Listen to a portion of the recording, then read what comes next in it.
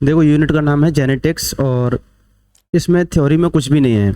इसमें आपको क्या करना है, ज़्यादा से ज़्यादा प्रीवियस ईयर की क्वेश्चन प्रैक्टिस और क्वेश्चन प्रैक्टिस के अकॉर्डिंग ही थ्योरी पढ़नी है बस आपको। इसमें क्या होगा, जैसे मैं आपको कोई पर्टिकुलर सिलेबस के अकॉर्डिंग टॉपिक पढ़ा दूँ तो टॉपिक पढ़ के आप क्वेश्चन नहीं कर सकते इसका। आपको क्या करना है, प्रीवियस ईयर के क्वेश्चन देख के उस अकॉर्डिंग ही थ्योरी सेट करनी है, तभी जाके ना इसमें पार पड़ पाएगी। इसमें थ्योरी के अकॉर्डिंग आप क्वेश्चन नहीं कर सकते ना, कोई भी ऑथेंटिक बुक पढ़ लो, इसका कोई तोड़ नहीं जेनेटिक्स का। और इसकी थ्योरी मुश्किल से बस 20 पेज की होगी ना, ज़्यादा थ्योरी भी नहीं है। ज़्यादा से ज़्यादा क्या करना है, इसमें क्वेश्चन प्रैक्टिस करनी है। तो पहले थोड़ा सा मैं बता देता हूँ इसमें कौन कौन से टॉपिक आपको पढ़ने हैं।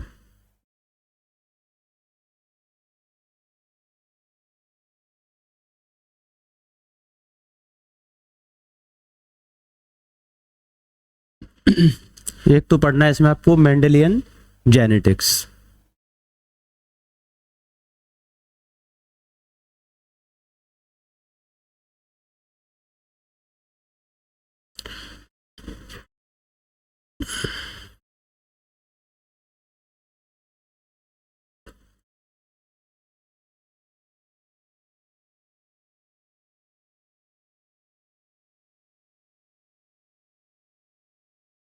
ये टॉपिक है 2 पॉइंट क्रॉस, 3 पॉइंट क्रॉस और टेट्राड एनालिसिस।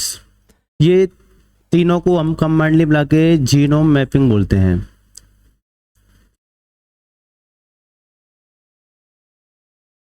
इसमें तीनों टॉपिक आ जाते हैं आपके ना, 2 पॉइंट क्रॉस, 3 पॉइंट क्रॉस और टेट्राड एनालिसिस।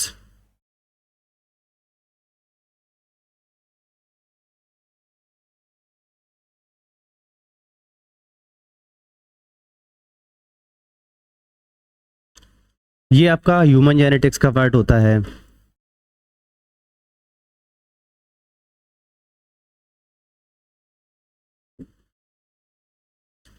पेडिग्री एनालिसिस है ना, और इसमें साथ में प्रोबेबिलिटी भी आ जाएगी और साथ में मार्कर भी आ जाएंगे। ये किसका टॉपिक हो गया आपका, ह्यूमन जेनेटिक्स का। और ऊपर वाला हो गया आपका जीन मैपिंग का। मेंडलियन जेनेटिक्स आप है ना 12th क्लास में पढ़ के आए होंगे।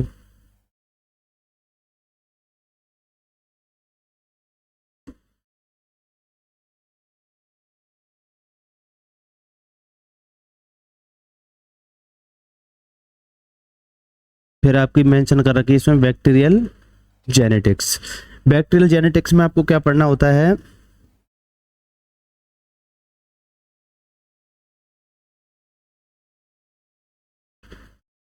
Transduction,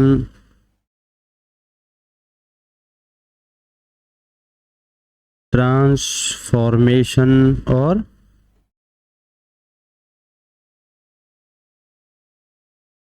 conjugation.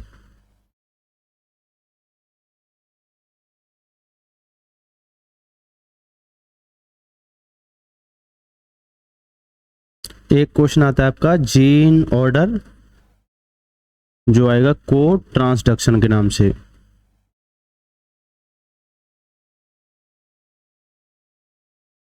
जीन ऑर्डर के नाम से आएगा या फिर को ट्रांसडक्शन के नाम से आएगा।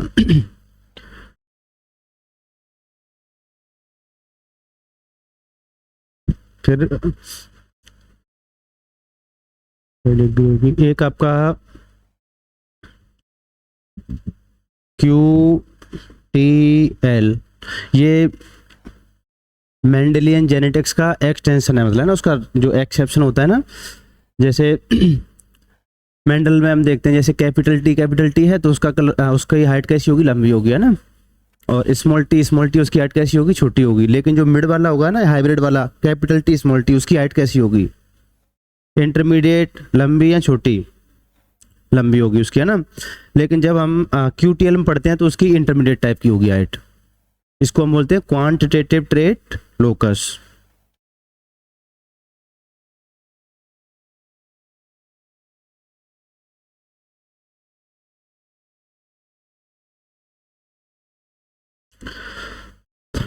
एक आपका जो है हार्डी पिनवर्क, वो हम इवोल्यूशन में पढ़ चुके हैं उसको।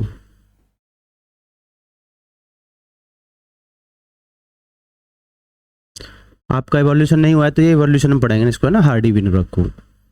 तो ये टॉपिक आप है ना मेंशन कर लो, ये हमें जेनेटिक्स में पढ़ने हैं, बना लो है ना ये टॉपिक।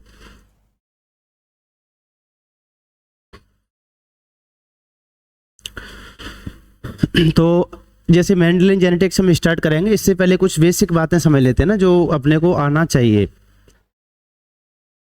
जैसे एक टर्म आता है डिप्लॉयड।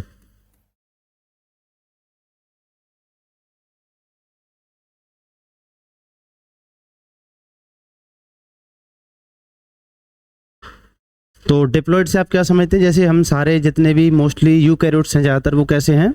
डिप्लॉयड होते हैं। तो डिप्लॉयड का मतलब ये है जैसे कोई भी ऑर्गेनिज्म है, जैसे मान लो हम ह्यूमन की स्टडी करें है ना, तो अपने अंदर कितने क्रोमोजोम होते हैं? 46 क्रोमोजोम होते हैं। और जितने भी अपने क्रोमोजोम है सब वो पेयर में मिलते हैं। मतलब एक क्रोमोजोम कितनी बार मिलेगा? 2 बार मिलेगा। तो जब एक क्रोमोजोम 2 बार मिलता है तो उसी को हम क्या बोलते हैं? डिप्लॉयड बोलते हैं। तो जैसे मान लो फर्स्ट नंबर वाला क्रोमोजोम है,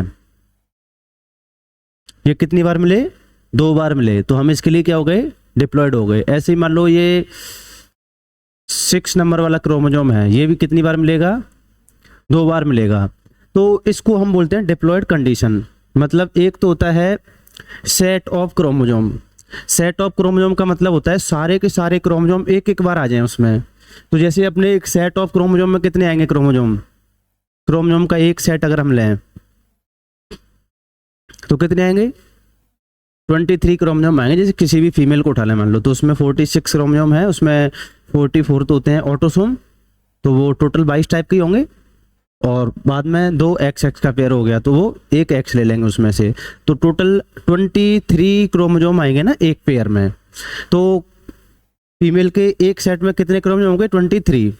और फीमेल में ऐसे कितने सेट मिलते हैं? 2 सेट मिलते हैं। मतलब हर क्रोमोजोम कितनी बार आएगा? 2 बार आएगा। तो ऐसे 2 सेट मिलते हैं। तो ये तो हो गया डिप्लॉयड। डिप्लॉयड का मतलब 2 सेट ऑफ क्रोमोजोम। और एक सेट का मतलब समझ में आया क्या होता है? उसमें सारे क्रोमोजोम एक एक बार आ जाएं। तो 2 सेट ऑफ क्रोमोजोम हो गया ना डिप्लॉयड का मतलब। तो अगर हम फीमेल में बात करें, फीमेल में सारे के सारे क्रोमोजोम पेयर में मिलते हैं। लेकिन अगर हम एक मेल की बात करें तो मेल में भी 46 क्रोमोजोम ही हैं। अब मैं आपसे पूछूं कि मेल के एक सेट में कितने क्रोमोजोम होंगे? मेल के एक सेट में कितने क्रोमोजोम होंगे? कितने होंगे? 22, 23, 24 कितने होंगे बताओ? 20, 22 होंगे। 22 हो गए। ठीक है। और फिर वो एक्स और वाई अलग अलग हो गए। तो मेल फिर डिप्लॉयड है या नहीं है? फिर डिप्लॉयड का मतलब क्या बताया मैंने? इसमें सारे क्रोमोजोम कितनी बार आए? 2 बार आए। तो मेल में जैसे अभी हम फीमेल की बात कर लेते हैं ना, किसी की बात करें मतलब उसमें सारे के सारे क्रोमोजोम कैसे हों? फीमेल में 46 क्रोमोजोम जो होते हैं, तो इसमें ये 44 प्लस एक्स एक्स ऐसे होते हैं ना। ये तो हो गए आपके 22 पेयर, और ये हो गया एक पेयर। तो सारे के सारे पेयर में है इसमें। अगर हम इस फीमेल की बजाय किसकी बात करें? मेल की बात करें, तो मेल में वही 46 क्रोमोजोम है, ये 44 और ये एक्स और वाई। तो ये तो जो है 22 पेयर में हो जाते हैं। लेकिन क्या एक्स और वाई दोनों एक जैसे हैं?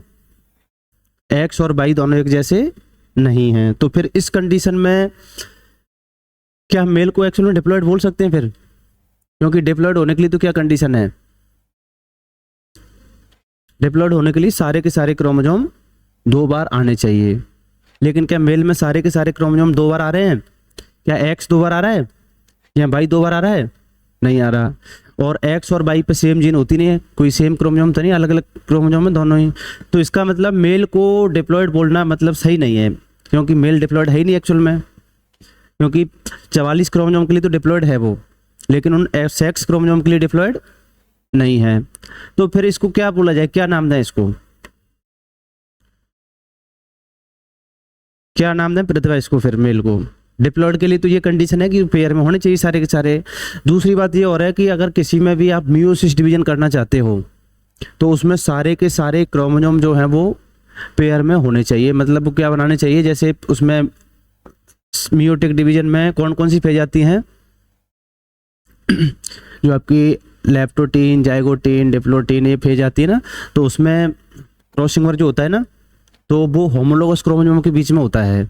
और होमोलोगस क्रोमोसोम क्या होता है, सेम क्रोमोसोम का पेयर होता है। जैसे फर्स्ट और फर्स्ट ये दोनों आपस में क्या है, होमोलोगस क्रोमोसोम है। तो जब तक कोई क्रोमोसोम पेयरिंग नहीं करेगा तब तक मियोसिस डिवीजन पॉसिबल नहीं होगा। और आपको पता है जो पेयरिंग होती है वो होमोलोगस क्रोमोसोम के बीच में ही होती है, जीन का एक्शन जो कुछ भी हो। तो अब ये जो 44 है ये तो हमें समझ में आता है कि ये पेयरिंग कर लेंगे, लेकिन जो एक्स और वाई हैं क्या वो होमोलोगस हैं? होमोलोगस पेयरिंग जो है वो सेम जीन होनी चाहिए ना क्रोमोसोम के ऊपर, और एक्स और वाई के ऊपर सेम जीन नहीं होती है। तो फिर बताओ इसमें मियोसिस डिवीजन होगा या नहीं होगा? फिर मेल में, फीमेल में तो होता है ना, फीमेल में तो होगा, लेकिन मेल में होगा या नहीं होगा? फिर मियोसिस होता है, तब होता है कनिष्का।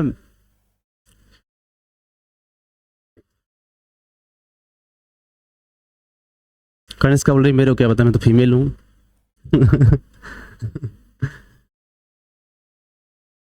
तो मेल में भी मियोसिस डिवीजन तो होता है ना, क्योंकि स्पर्म बनते हैं वो मियोसिस डिवीजन के थ्रू ही बनते हैं। तो ये तो फिक्स है कि मियोसिस डिवीजन होता है। फिर ये पॉसिबल कैसे होगा? इनमें तो कोई दिक्कत नहीं, आपको होता है ना, ये तो होमोलोगस हैं। लेकिन फिर एक्स और वाई क्रोमोसोम जो होते हैं ना, इन पर भी भगवान ने मतलब सेम जीन रखी, मतलब कुछ जिसकी वजह से इनमें क्या हो सके, पेयरिंग हो सके। जैसे मान लो ये एक्स क्रोमोसोम है और ये वाई क्रोमोसोम है, तो जैसे ये कुछ जीन हैं और ये जीन यहाँ पर भी मिलती हैं, और मतलब एक्स और वाई क्रोमोसोम के ऊपर कुछ जीन कैसी मिलती हैं, सेम मिलती हैं। तो उनकी वजह से इन दोनों में क्या हो जाती है, पेयरिंग हो जाती है। और जो सेम जीन मिलती हैं उनको ही हम क्या नाम देते हैं, उस रीजन को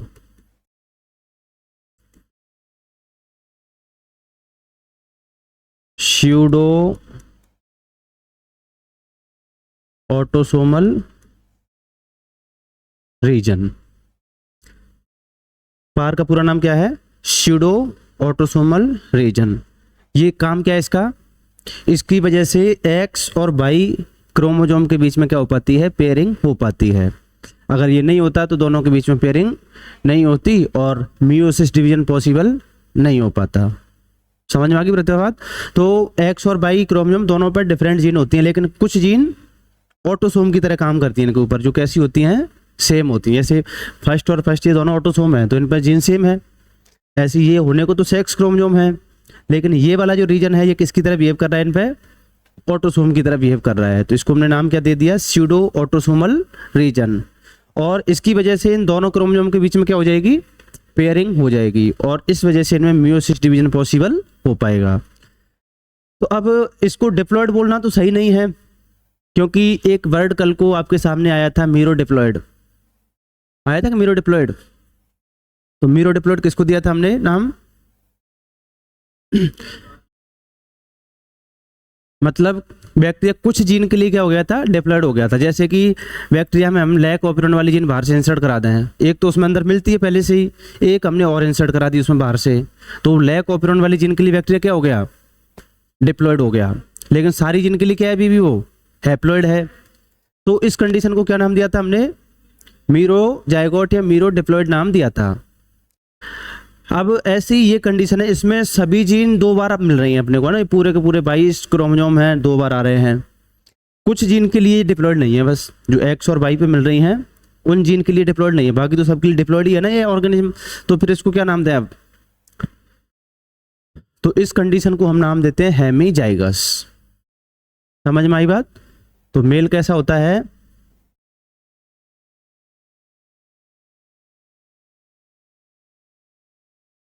मेल एक्चुअल में ना मोनोप्लॉयड है ना डिप्लॉयड है, मेल दोनों के बीच की कंडीशन है, इसको हमने क्या नाम दिया है, हेमीजाइगस। तो हेमीजाइगस वह कंडीशन होती है जिसमें सारे जीन के लिए तो डिप्लॉयड मिलेगा लेकिन कुछ जीन के लिए डिप्लॉयड नहीं मिलेगा। तो जैसे कि अपना मेल हो गया ना ह्यूमंस में।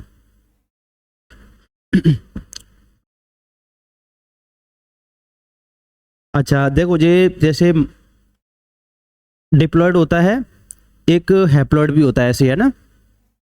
तो हैप्लॉयड क्या होगा बताओ?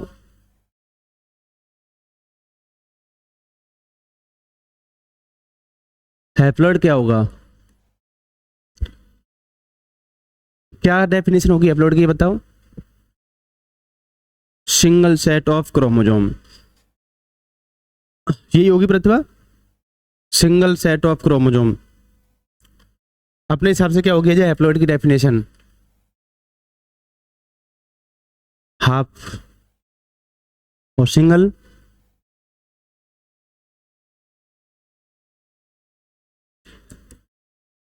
ये चलो इसकी जगह पे हम लिखते हैं मोनोप्लॉयड। और ये एक नया वर्ड है कनिष्का, मोनोप्लॉयड। इसमें क्या होगा फिर मोनोप्लॉयड में? हैप्लॉयड में तो आप बोल रहे हो सिंगल सेट ऑफ क्रोमोसोम, तो मोनोप्लॉयड में क्या बोलेंगे फिर? इसके लिए भी कुछ वर्ड आना चाहिए ना मोनोप्लॉयड के लिए भी।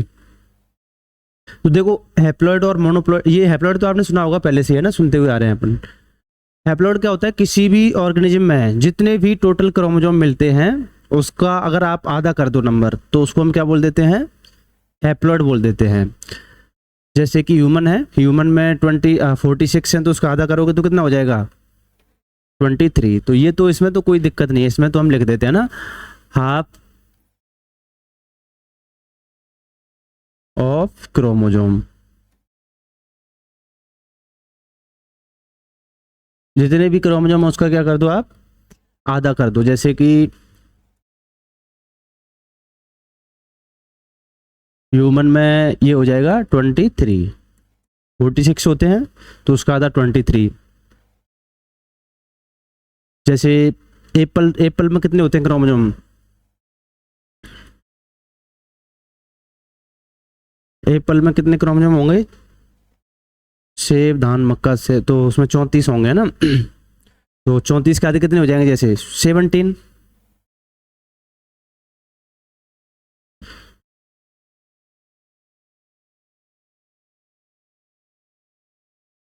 धान में होते हैं 24 क्रोमोसोम, है ना। राइस जो होता है ना, धान, धान, हाँ राइस को ही बोलते हैं धान, चावल को। और मक्का में होते हैं 20। गेहूं में होते हैं कितने? 42। तो जैसे यहाँ पे मैं लिखता, गेहूं को क्या बोलते हो? व्हीट। तो 42 के आधे कितने हो जाएंगे? 21। तो ये हैप्लॉयड में है ना, होंगे इतने क्रोमोसोम। जो भी जितने भी टोटल क्रोमोसोम है उसका क्या करना है आपको? आधा कर देना है। मतलब जो भी उसका गैमेट बनता है ना, हाफ ऑफ क्रोमोसोम का मतलब क्या हो गया? जो भी उसके गैमेट में मिलेंगे क्रोमोसोम उसको हम बोलेंगे ना हैप्लॉयड। गैमेट हैप्लॉयड होता है ना। और ऑर्गेनिज्म कैसा होता है? डिप्लॉयड है, हैप्लॉयड। तो ऑर्गेनिज्म हैप्लॉयड भी हो सकता है और डिप्लॉयड भी हो सकता है। कुछ हैप्लॉयड भी तो होते हैं ऑर्गेनिज्म। जो लोअर यूकैरियोट्स होते हैं वो कैसे होते हैं? हैप्लॉयड होते हैं। बहुत सारे हैं लोअर, जैसे आप उसमें ब्रायोफाइटा तक जाओगे, थैलोफाइटा, ब्रायोफाइटा तक कैसे मिलते हैं? आपके हैप्लॉयड मिलते हैं ना। उनकी पूरी बॉडी कैसी होती है? हैप्लॉयड होती है। तो जो हैप्लॉयड, अगर मैं आपसे पूछूं कि जैसे आपको गैमेट बनाना है ना, तो गैमेट का जो फॉर्मेशन होता है वो मियोसिस डिवीजन से होता है या माइटोसिस डिवीजन से होता है? गैमेट का फॉर्मेशन दोनों से हो सकता है। तो अब वो डिपेंड करता है कि जो ऑर्गेनिज्म है वो कैसा है। अगर ऑर्गेनिज्म डिप्लॉयड है तो उसमें तो मियोसिस से होगा। अगर कोई ऑर्गेनिज्म पहले से ही ऑलरेडी कैसा है? हैप्लॉयड है, तो उसको और आप आधा करके कहाँ तक ले जाओगे फिर, है ना। तो फिर उसमें क्या होगा? माइटोसिस डिवीजन से गैमेट का फॉर्मेशन हो सकता है ना। और कई ऑर्गेनिज्म ऐसे होते हैं अजय जिनमें पूरा का पूरा जो ऑर्गेनिज्म होता है वो ही एक गैमेट की तरह बिहेव करता है। मतलब कोई ऑर्गेनिज्म है वो हैप्लॉयड भी है और सिंगल सेलुलर भी है, वो एक ही कोशिका का बना हुआ है, और हैप्लॉइड भी है वो, तो वहाँ पे क्या होता है, वो पूरा का पूरा जो ऑर्गेनिज्म है वही किसकी तरह बिहेव करता है, एक गैमेट की तरह बिहेव करता है। तो ऐसे ही एक उसका मेल वर्जन होगा और एक फीमेल वर्जन होगा, दोनों को क्या हो जाएगा, फ्यूजन हो जाएगा, और क्या बन जाएगा, जायगोट बन जाएगा। मतलब पूरा पूरा ऑर्गेनिज्म जो है ना एक गैमेट की तरह बिहेव किया यहाँ पे। और अब जो जायगोट बनेगा, उस जायगोट में फर्स्ट डिवीजन कौन सा होगा, जायगोट में डिवीजन होता है ना, जैसे हम अपने में पढ़ते हैं जायगोट में, तो क्लीवेज पढ़ा होगा ना, क्लीवेज में कौन सा डिवीजन होता है, मियोसिस या माइटोसिस, और मियोसिस कब होगा, अपने में कनिष्का ह्यूमन में जायगोट में कोई भी डिवीजन मियोसिस नहीं होता है ना, सारे डिवीजन माइटोसिस माइटोसिस माइटोसिस चलते हैं।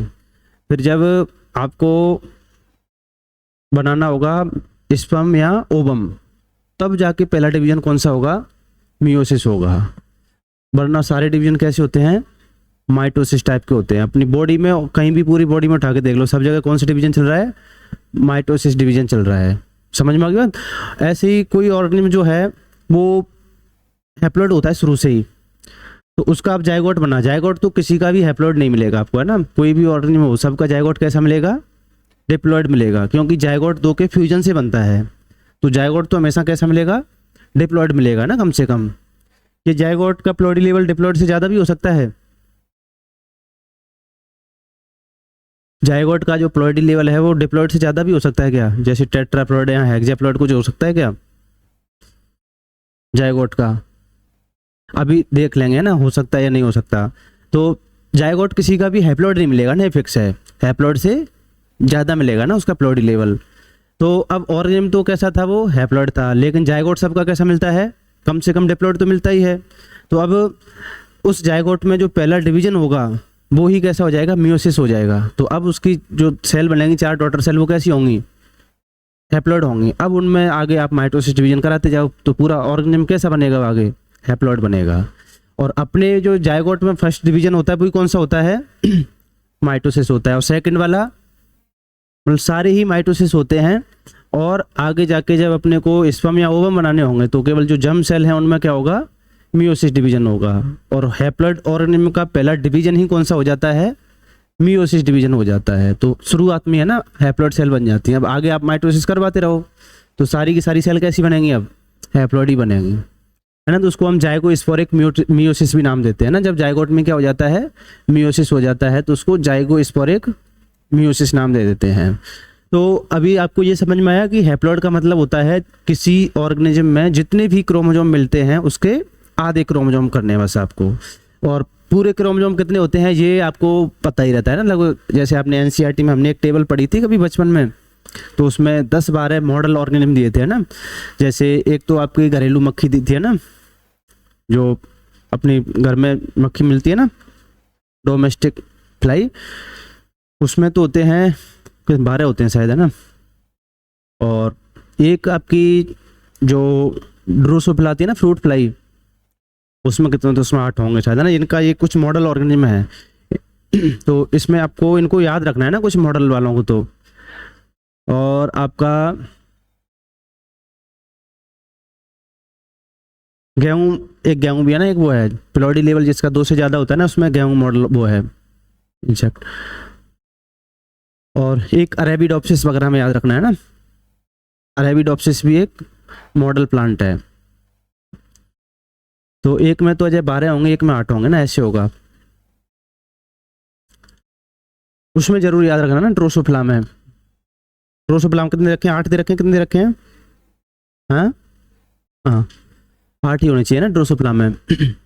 तो ये कुछ मॉडल है, इनको आपको याद रखना ही पड़ेगा, है ना, क्योंकि आगे जब हम सेक्स डिटर्मिनेशन पढ़ेंगे ना इनमें तो भी काम आएंगे, क्योंकि उसमें सेक्स क्रोमोसोम और ऑटोसोम का रेशियो जो होता है वो डिसाइड करके जाता है ना कि ये मेल बनेगा फीमेल बनेगा, कौन सा बनेगा, है ना। ठीक है, इसमें 8 है ड्रोसोफिला में, और जो घरेलू मक्खी होती है ना उसमें 12 होंगे। तो ये तो हो गया आपका क्रोमोसोम का नंबर हैप्लॉइड कंडीशन में। अब देखते हैं मोनोप्लॉइड को। तो मोनोप्लॉइड जो होता है ये होता है सिंगल सेट ऑफ क्रोमोसोम।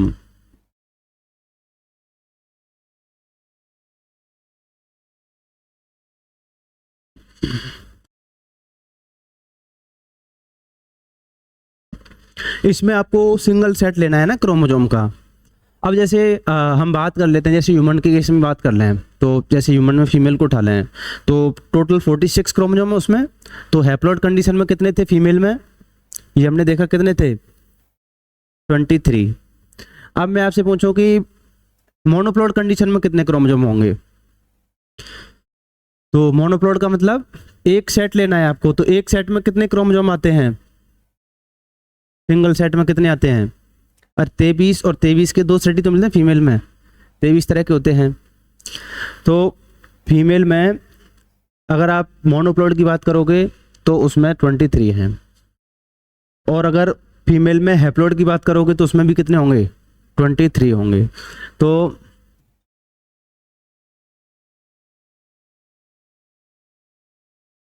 आप मेल में भी बात करोगे तब भी 23 होंगे, उसमें जो गैमेट बनता है ना, कुल मिला के गैमेट की बात चल रही है ना। तो मेल में जो स्पर्म होता है उसमें कितने क्रोमोसोम होते हैं 22 प्लस एक्स होगा या फिर 22 प्लस वाई होगा, तो उसमें भी 23 क्रोमोसोम ही मिलते हैं। तो ये हो गया। जैसे आप एप्पल में बात करो, इसमें कितने होंगे 17। अब आप व्हीट में बात करो तो व्हीट में कितने क्रोमोसोम होंगे। तो अभी देखो व्हीट में क्या करना है आपको, पहले ये पता करना है कि टोटल क्रोमोसोम कितने थे ना व्हीट में। व्हीट में मैंने बताया आपको कितने टोटल क्रोमोसोम 42 होंगे। तो इसमें क्या होता है, जो व्हीट होता है ये, इसका जो प्लॉइडी लेवल होता है ये होता है हेक्साप्लॉइड।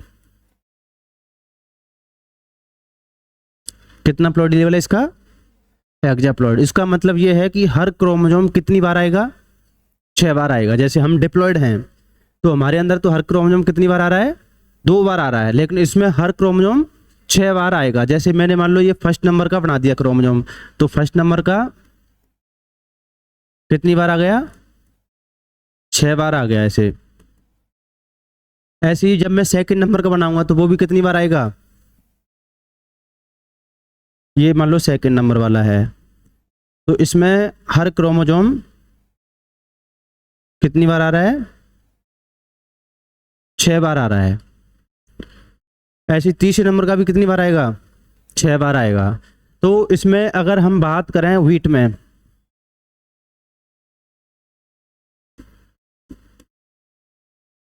अब हर क्रोमोसोम 6 बार आ रहा है और टोटल अपने को 42 क्रोमोसोम करने हैं, तो इसमें कितने टाइप के क्रोमोसोम रहे होंगे फिर। तो 6 से डिवाइड करो 42 को, 6 सत्ते 42, मतलब इसमें टोटल 7 टाइप के ही क्रोमोसोम होंगे, और हर क्रोमोसोम 6 बार आएगा तो 42 हो जाएगा। तो इसमें टोटल टाइप अगर आपको निकालने हो क्रोमोसोम के, टोटल टाइप ऑफ क्रोमोसोम, तो ये तो कितना निकल के आएगा बताओ, 7। इसमें 7 टाइप के ही क्रोमोसोम होंगे। तो मतलब एक सेट में कितने क्रोमोसोम आएंगे फिर, सिंगल सेट कितने क्रोमोसोम का होगा, मैंने क्या बताया था, सिंगल सेट का मतलब उसमें हर टाइप का एक एक क्रोमोसोम आ जाए बस। तो 7 टाइप की क्रोमोसोम है, तो ये टोटल टाइप ऑफ क्रोमोसोम कितना हो गया 7। तो सिंगल सेट में कितने आएंगे 7 क्रोमोसोम, और हर सेट कितनी बार मिलेगा इसमें, 6 बार मिलेगा ना, एक सेट का रिपीटेशन 6 बार होगा, तभी तो 42 होंगे क्रोमोसोम जोड़ के। तो अब इसमें अगर मैं आपसे पूछता कि गेहूं में मोनोप्लॉइड कंडीशन में कितने क्रोमोसोम होंगे, तो मोनोप्लॉइड का मतलब सिंगल सेट में कितने क्रोमोसोम है, तो सिंगल सेट में 7 ही क्रोमोसोम है बस इसमें। तो व्हीट में कितना हो जाएगा ये नंबर 7। तो किसी ऑर्गेनिज्म का अगर प्लॉइडी लेवल डिप्लॉइड है तो उसके केस में हैप्लॉइड और मोनोप्लॉइड का मतलब एक ही होता है। हैप्लॉइड का मतलब आधा और मोनोप्लॉइड का मतलब सिंगल सेट। तो डिप्लॉइड है तो सिंगल सेट ही मिलेगा उसमें आधे में, और वही हैप्लॉइड है उसका। तो जैसे हमने ह्यूमन देखा, एप्पल देखा, दोनों में हैप्लॉइड और मोनोप्लॉइड का मतलब एक ही बात है। लेकिन जब किसी का प्लॉइडी लेवल डिप्लॉइड से ज़्यादा हो तो फिर उस कंडीशन में क्या देखने को मिलेगा आपको, मोनोप्लॉइड और हैप्लोप्लॉइड दोनों में क्रोमोसोम का नंबर अलग अलग होगा। जैसे कि आपको देखने को मिल रहा है यहाँ पे व्हीट में हैप्लोइड का मतलब तो 21 और मोनोप्लॉइड का मतलब 7 है। तो ये कब देखने को मिलेगा? जब किसी का प्लॉइडी लेवल डिप्लॉइड से ज़्यादा होगा। ये वाली कहानी समझ में आई आपको? तो ये तो होगी किसकी? हैप्लॉइड और मोनोप्लॉइड की। ये गेहूं जो है किसी टाइम पे एक ग्रास हुआ करता था, है ना, जंगली घासें होती है ना, उस टाइप का था। तो इसके जो दाने थे वो बहुत छोटे हुआ करते थे उस टाइम पे गेहूं के। फिर इसकी बहुत सारी स्ट्रेंथ है ना, वैरायटी थी इस घास की, तो उनमें आपस में क्रॉस हुआ, हाइब्रिडाइजेशन हुआ, तो ऐसे डिफरेंट नई नई स्पीसीज बनती गई। फिर कभी 2n वाला जो था वो 4n वाले से मिला, तो उसका प्लॉइडी लेवल क्या हो गया होगा? चेंज हो गया। फिर ऐसे प्लॉइडी लेवल चेंज होते होते आज प्लॉइडी लेवल कितना हो गया इसका? 6n हो गया है। आपको ध्यान हो तो आपने एकेडमिक्स में जो भी बोटनी वाले हैं आपने पढ़ा भी होगा ना, गेहूं का एवोल्यूशन मतलब कैसे हुआ था। अब आप तो जूलॉजी वाले रह गए, बोटनी में मतलब आता है ना, एमएससी में मतलब पूरा एक वो दे रखा है ना, मतलब ये इनके कुछ फसल वगैरह होती है ना, इनके ओरिजिन पॉइंट वगैरह पूछे जाते हैं कि इसका विकास कहाँ पर हुआ था। टोटल 12 ओरिजिन सेंटर है मतलब टोटल वर्ल्ड में। तो इस गेहूं का जो है घास से बना है ना गेहूं, मतलब जितने भी आज के टाइम पे हम जो भी यूटिलाइज कर रहे हैं सारी फसल वगैरह, ये कभी ऐसे जंगली हुआ करते थे। तो जंगली में क्या होता है? प्रोडक्शन कम होता है, मतलब जो अपने काम की चीज़ होती है उसमें कम मिलती है जंगली में, लेकिन वो रेजिस्टेंसी उसमें ज़्यादा मिलती है ना जंगली वाले में, वाइल्ड वाले में। तो हमें तो अपने यूटिलाइजेशन के लिए उसको बनाना होता है। जैसे कि केला है, अब केला में जैसे इसमें गेहूं में तो अपने काम के बीज होते हैं इसके, गेहूं के है ना, जो सीड हैं, फ्रूट है वो। लेकिन अगर हम बात करें जैसे केला है, तो केला में बीज अपने काम के होते हैं, ये बताओ। केला हो गया आपका, जैसे ये नाशपाती, मौसमी, इनमें बीज अपने काम के हैं? अपने काम के नहीं हैं। तो इनमें अपनी कोशिश रहती है कि इनके बीज धीरे धीरे कम होते जाएं। जैसे पपीता है, तरबूज है, ये आप सीडलेस आने लग गया ना मार्केट में आजकल, आपको बताओ तो। कनिष्का, पपीता, तरबूज हो गया, ये सीडलेस आने लग गए हैं ना आजकल मार्केट में, क्योंकि इनके सीड अपने किसी काम के नहीं हैं। तो इनमें तो अपनी कोशिश रहती है कि सीड का साइज रिड्यूस हो, और इसमें गेहूं में तो आपको पता है उसके दाने के ऊपर ही डिपेंड है। तो इनमें अपनी कोशिश क्या रहेगी? इनका सीड का साइज बड़ा हो। केला है, केला में सीड मिलता है नहीं मिलता? केला में, केला खाया तो है ना सबने। तो आप जो केला खाते हो वो कच्चा केला होता है या पका केला होता है?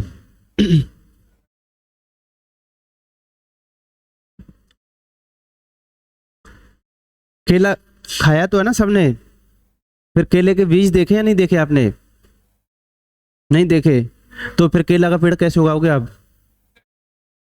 फिर अपने घर में केला का पेड़ उगाना हो आपको तो कैसे उगाओगे? फिर बीज ही नहीं है तो किससे? बड़ कहाँ से निकलते हैं उसके केला के? केला का पेड़ देखा है क्या आप लोगों ने? देखा है? और ये भी पता होगा केला पे केवल एक बार ही केला लगते हैं बस, केला के पेड़ पे पूरे जीवन में ना, दोबारा नहीं लगते उस पे केला। तब तुम देखा है केला का पेड़? नहीं देखा? चलो कोई नहीं, है ना। क्या? तो केला के पेड़ की डाली देखी हो आपने? डाली देखी है? हैं? मतलब एक बार ही लगते हैं ना पूरे जीवन काल में ना केले पे पेड़, फिर उसके बाद केले के पेड़ को काट दिया जाता है ना, एक बार लग गए फिर उसको काट देते हैं। तो एक्चुअल में इस या पहले जो है ना वाइल्ड वर्जन हुआ करता था, तो उसमें पूरे में ये गूदा तो बहुत कम आता था, उसमें बीज ही बीज हुआ करते थे पूरे में जगह जगह। फिर किसी ने खाया होगा, कोई अजय जैसा खुरापाती हो सकता है मान लो, उसने खाया वो केला, तो उसको वो खाने में थोड़ा बढ़िया लगा, मतलब ऐसे, तो उसको लगा कि ये आगे जाके अगर हम इसमें से सीड को कम करके इसमें पूरे में गूदा बनाते हैं इसमें, तो ये आगे जाके एक बेटर वो हो सकता है ना फूड लोगों के लिए। तो फिर वही आपको होता है, वही हाइब्रिडाइजेशन चलता है। फिर हम क्या करेंगे, कोई ऐसा केला लेंगे जिसमें बीज छोटे हों और उसमें गूदा ज़्यादा हो, फिर उसका क्रॉस कराएंगे, उससे एक नई वैरायटी बनेगी, उसमें सीड का साइज़ क्या हो जाएगा? और कम हो जाएगा। तो जिसको हम सेलेक्टिव ब्रीडिंग बोलते हैं ना, एक तरीके से सेलेक्टिव ब्रीडिंग करते करते हमने क्या किया, केले में से बीज को बिल्कुल ख़त्म कर दिया। अब जो मार्केट में जो केले आते हैं उनमें बीज नहीं मिलते हैं, तो वो हमने सेलेक्टिव ब्रीडिंग करते करते पूरे उस सीड को क्या कर दिया, उसमें से ख़त्म कर दिया। लेकिन जो इसका वाइल्ड वर्जन होता है उसमें सीड मिलते हैं। तो अब जो नया पेड़ आप उगाओगे तो कैसे उगाओगे, जैसे एक बार केला लग जाता है ना तो उसके नीचे जड़ों के आसपास अपने आप ही छोटे छोटे जड़ों में से प्लांट बन जाते हैं, जिनको हमारे वहाँ तो गुड़िया बोलते हैं, आपके अलग अलग एरिया में अलग अलग नाम से बुलाते होंगे उसको। ऐसे ही जो बांस होता है ना, तो बांस में भी ऐसे सीड वगैरह नहीं मिलते। बांस का पेड़ देखा है? बांस का भी नहीं देखा हो तब सुना ना। तो पार्क वगैरह में घूमने जाया करो तब दिखाई देगा, जैसे ये अपना नेहरू चिल्ड्रन पार्क है ना, केला का नहीं देखा?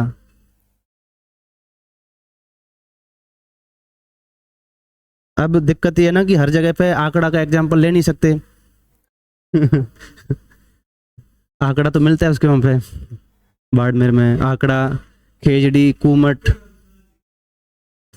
कैक्टस, डंडा थोर मिलता होगा ना, वो खूब भरपूर। तो ये अपना नेहरू चिल्ड्रन पार्क है। इधर से आप जाओगे तो देखा होगा ना टोंक फाटक पे, तो नेहरू चिल्ड्रन पार्क में उधर पीछे के गेट की साइड में है ना, खूब बहुत सारे है ना बांस के वो खड़े हुए हैं, तो वहाँ पे आप देख सकते हो बांस में भी। या फिर अब आप लोगों को मौका मिला है, पिछली बार इसको ले गए स्मृति वन जो है ना, ये पास में है स्मृति वन, तो उसमें खूब बड़े बड़े बांस के पेड़ खड़े हुए हैं। सबसे तीव्र गति से वृद्धि करने वाला पेड़ होता है ना बांस का पेड़, सबसे तेजी से बढ़ता है।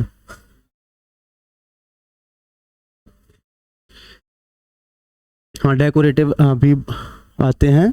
तो कुल मिला के जिन्होंने नहीं देखा है, अब पिछली बार तो ले गए थे बच्चों को स्मृति वन की ट्रिप कराने, अब आप लोगों की तो स्मृति वन की भी नहीं हो पाई, और अब आप लोगों की शायद हो भी नहीं पाएगी इवनिंग बैच वालों की, क्योंकि हाँ इवनिंग वालों का इंटरेस्ट भी नहीं है वैसे भी। कल इवनिंग बैच में से कौन आया था वैसे? अशोक आया था बस, है ना। तो ये स्मृति वन पास में ही है, और 20 रुपये टिकट लगती है कनिष्क का। जाना चाहिए, पढ़ाई वढ़ाई तो है ना, मतलब कभी भी हो सकती है ना जिंदगी किसी भी मोड़ पे, है ना। अब आपको जयपुर में रहने का, कल को शादी हो जाएगी फिर क्या पता है, हर काम पूछ के करना पड़ेगा, है ना, 2 जगह से पूछना पड़ेगा फिर, है ना, ससुराल में भी और घर पे भी। अभी केवल एक ही जगह पे पूछना है बस, है ना, और पापा जी अनुमति दे भी देते हैं ना, फिर उसके बाद में पति से भी पूछना पड़ेगा। पति तो एक बार अनुमति दे दे ना, लेकिन सासू माँ को मनाना है ना, वो सबसे कठिन काम होता है। तो देख लो अभी आपके पास मौका है, अभी पापा जी के टाइम पे आप कहीं भी घूम फिर सकते हो ना बिना रोक टोक के, फिर उसके बाद में तो पता नहीं कौन कैसा मिले, इसलिए अभी मौका मिला है। पढ़ाई तो क्या है, पढ़ाई तो आप कभी भी कर लो, 6 महीने बाद कर लो, 1 साल बाद कर लो, और पढ़ाई ऐसे नहीं 24 घंटे करनी होती है। पूरे 24 घंटे में से 3 घंटे कोचिंग, 3 घंटे घर पर निकाल लो, फिर संडे मिलता ही है, संडे में कहीं घूम घाम लो। संडे इसलिए तो मिलता है, नहीं तो कोचिंगों में संडे की भी क्लास लगती है, आपको बताओ तो।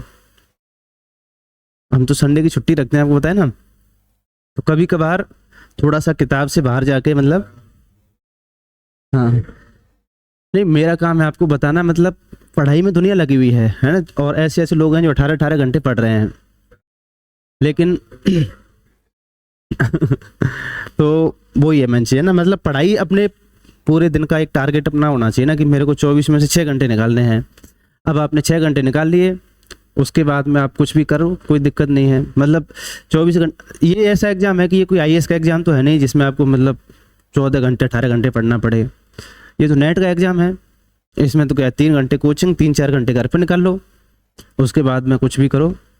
और फिर जब आपको यूपीएससी की तैयारी करनी हो तो फिर उसमें पढ़ो 14-14 घंटे, उसमें कोई दिक्कत नहीं है। तो ये जो प्लेस बता रहा हूँ ये तो बिल्कुल पास में ही है, स्मृति वन। 20 रुपये टिकट लगेगी आपकी, और अकेले मत जाना, 2-4 लोगों के साथ में जाना है ना।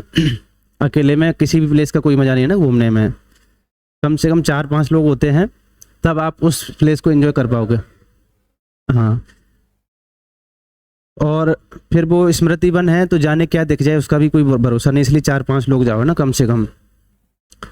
और फ्री में घूमने का प्लेस है, जैसे आपका पत्रिका गेट है ना, जवाहर सर्किल, जवाहर सर्किल आप जा सकते हो ना, वहाँ पे इवनिंग के टाइम पे जाना चाहिए, मतलब 6-7 बजे के बाद में। और आपका इधर अल्बर्ट टोल साइड में जैसे मसाला चौक है, और अल्बर्ट टोल में भी कुछ ज़्यादा टिकट नहीं लगती है, मतलब वो भी सस्ता ही है। ये तो अपने आसपास के प्लेस है ना जहाँ पे आप, और कभी टाइम मिले तो अपने बिल्कुल ये भास्कर पुलिया देखिए ना, भास्कर फ्लाईओवर, ये गोपालपुरा पुलिया, उसके नीचे से इधर रास्ता जा रहा है ना, ये भास्कर फ्लाईओवर, इसको उतरते ही जेएलएन मार्ग आ जाता है, जवाहरलाल नेहरू मार्ग, वो भी नहीं देखा कनिष्क का, जेएलएन मार्ग, नाम भी नहीं सुना कभी? जो पूरा रोड जिसपे अल्बर्ट टोल बन रहा है, अल्बर्ट टोल से पूरा जो आपका WTP ये बन रहा है ना, पूरा वो जेएलएन मार्ग ही है पूरा, पत्रिका गेट से लेके, और वहाँ पे जो चौड़ा रास्ता पे आगे मिलता है ना, ये पूरा जेएलएन मार्ग है। तो ये आपका बिरला मंदिर बन रहा है, राजस्थान यूनिवर्सिटी बन रही है, और ये आपकी कानोडिया कॉलेज है, ये सारे उस जेएलएन मार्ग पे ही हैं। तो ये सरस पार्लर है पास में बिल्कुल, 10 रुपये टिकट लगती है, खाने पीने का आइटम बहुत सस्ता मिलता है, बैठने के लिए समुचित व्यवस्था है आपके लिए वहाँ पे, और वही बात अकेले नहीं जाना है ना, मतलब कोई ना कोई 2-4 लोगों के साथ में जाना है ना। तो कनिष्क का समझ में आई बात? अब कल आप लोग नहीं गए, आपने ना कितना बड़ा वो मिस कर दिया, कितना आपको कल उत्तराखंड की वादियों में लेके गए थे, हैं, मतलब मनाली जैसा वो था माहौल पूरा। और सबसे बड़ी चीज़ ये थी कि अपने लिए मौसम भी इतना बेटर था कि मतलब बारिश भी टाइम से बंद हो गई, और अपन आ गए वहाँ से, जैसे ही सारे बच्चे घर आ गए उसके बाद में बारिश फिर से स्टार्ट हो गई। तो बारिश भी उतने टाइम तक बंद रही जब तक अपना प्रोग्राम वहाँ पे चला था ना। यहाँ से हम पहुँचे तो मौसम ठीक ठाक हो गया था। क्या? हाँ। वो तो हामिल ने किया था मैसेज। तो कहाँ तक छोड़ दिया था? तो आपको तो रास्ते में बारिश आ गई होगी आपके टाइम पे, तो वो तो यहाँ भी बहुत तेज आई थी, संभलने का मौका ही नहीं दिया। मतलब बस में से उतरने के बाद में 10 मिनट ही हुए होंगे, बस 10 मिनट बाद में तो एकदम से तेज बारिश आई है। मतलब तो ये है कि मोस्टली बच्चे तो पहुँच गए, और एक आध दो रह गए दूर वाले, मतलब जो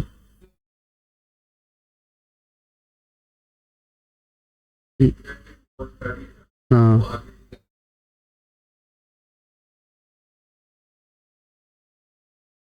तो इसलिए कनिष्क का कल आना चाहिए था, बहुत अच्छा मौका था घूमने का। अब आप अकेले जाओगे वहाँ पे ना, इतना पैसा खर्च करके आओगे, फिर भी मज़ा नहीं ले पाओगे। और कल तो खाना भी बहुत बढ़िया मिला था, है ना? हाँ हाँ। तो बहुत अच्छा खाना था, मेरे को भी पर्सनली बहुत अच्छा लगा, पिछली बार से भी अच्छा था खाना, है ना? पिछली बार तो जैसे एक तरह की बाटी एक तरह का चूरमा था। तो एक्चुअली में जो वो दोनों मिस्त्री थे वो भी एक्सपीरियंस थे, मतलब हम्म।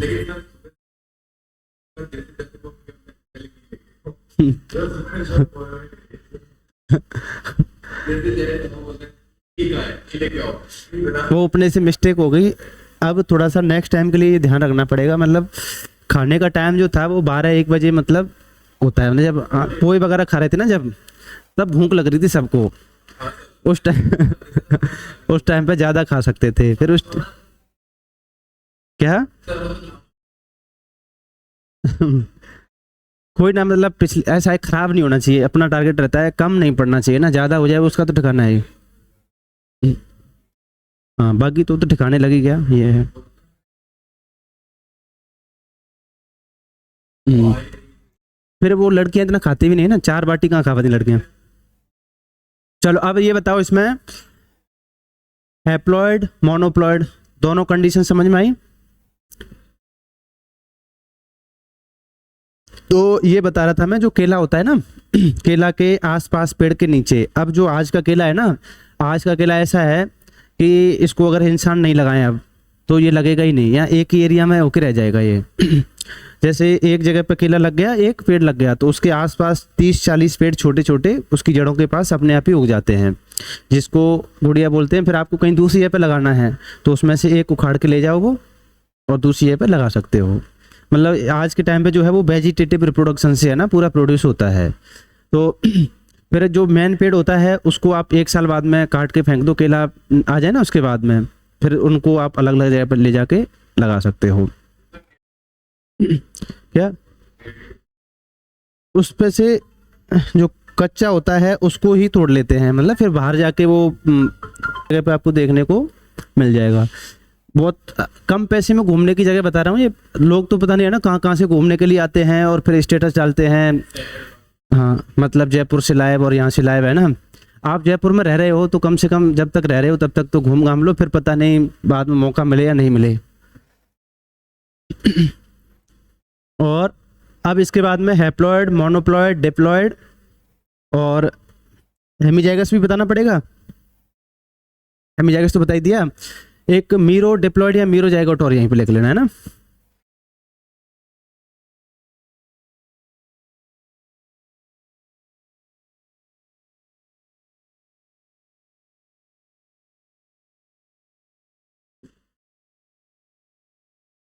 देखो इसमें क्या बताया था मैंने, जैसे ये कोई बैक्टीरिया है और इस बैक्टीरिया को हमने बोला है बैक्टीरिया B1 और इसके पास में ये इसका मेन जीनोम होगा जिसको आप न्यूक्लियोइड बोलते हो, और इसके साथ में इसमें ये प्लाज्मिड भी मिलता है। अब ये बैक्टीरिया वैसे तो आपको पता है ना कि हैप्लॉइड होता है, और इसमें एक जीन जो है वो एक ही बार मिलती है बस, और प्लाज्मिड के ऊपर कुछ अलग जीन मिलेंगी, मेन जीनोम में कुछ अलग जीन मिलेंगी। तो अभी इस पर लिख लेते हैं हम, ये तो क्या हो गया प्लाज्मिड और ये मेन जीनोम हो गया। अब ये तो हो गया बैक्टीरिया B1। अब हुआ क्या था, इस बैक्टीरिया का जो प्लाज्मिड है ये इसके मेन जीनोम के साथ में क्या हो गया, कनेक्ट हो गया, जिसको हम बोलते हैं इंटीग्रेशन। जब ये मेन जीनोम से अलग होगा उसको हम बोलेंगे डिसइंटीग्रेशन। तो जब मेन जीनोम से इसका डिसइंटीग्रेशन होगा तो इसकी मेन जीनोम की कुछ जीन किसके पास में आ जाएंगी, प्लाज्मिड के पास में आ जाएंगी।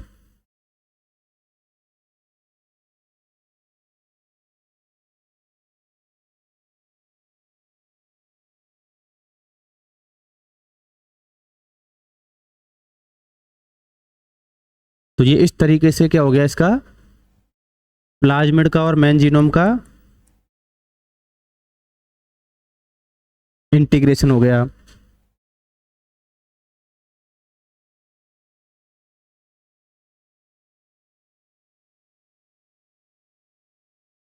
फिर क्या होगा तब सुन बताओ, यहां से आगे इसका डिसइंटीग्रेशन होगा, लेकिन डिसइंटीग्रेशन के बाद में मेन जीनोम की कुछ जीन कहां पर चली गई, प्लाज्मिड के साथ में चली गई। अब कल को इस बैक्टीरिया B1 का किसी बैक्टीरिया B2 के साथ में क्या होगा, कॉन्जुगेशन होगा। तो ये तो था B1 और ये कोई दूसरा बैक्टीरिया है B2।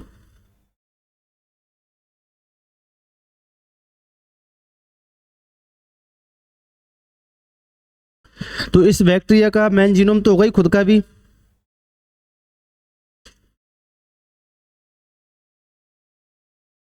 ये तो मेन जीनोम हो गया इसका। अब साथ में क्या होगा, ये जो बैक्टीरिया है ये अपने प्लाज्मिड को कॉपी करके इसमें बैक्टीरिया B2 में भेज देगा। तो ये जो प्लाज्मिड है किसके पास में आ गया, बैक्टीरिया B2 के पास में आ गया।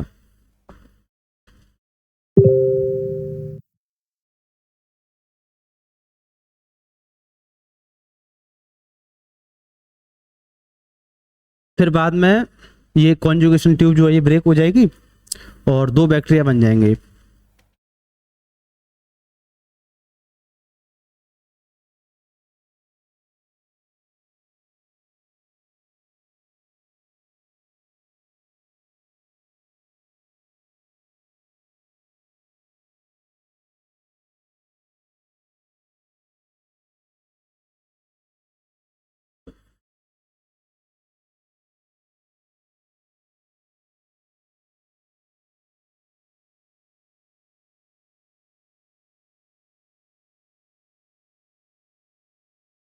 इसको ऐसे अब देखो तबस्सुम, बात ये है इसमें, ये जो व्हाइट वाला पार्ट है ना इसमें कोई 2 या 3 जीन होंगी।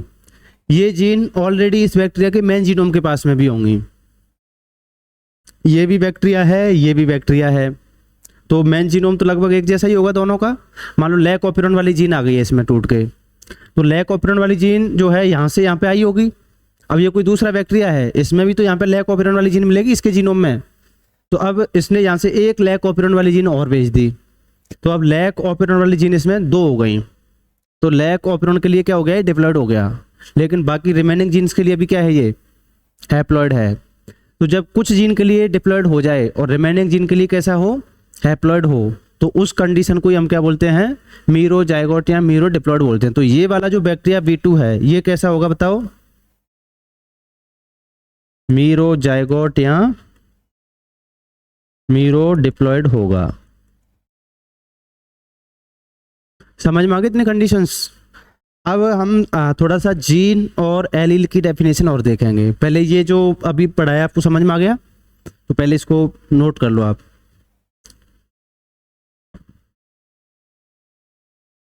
ये तो कर लिया होगा शायद, है ना? हाँ, ये नोट करो आप।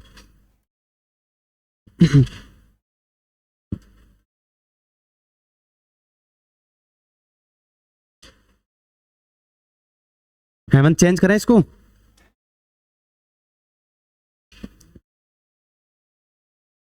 और तो क्या ही होता है कुलदीप अच्छा आदमी, और तो अच्छा आदमी क्या ही होता है,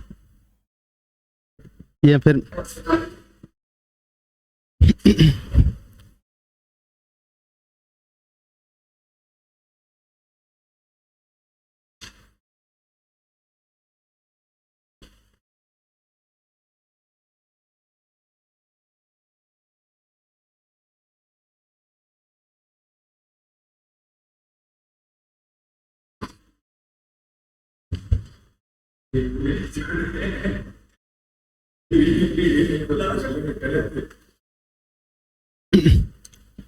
वो नींबू तो शायद बस में रख के छोड़ के आ गए,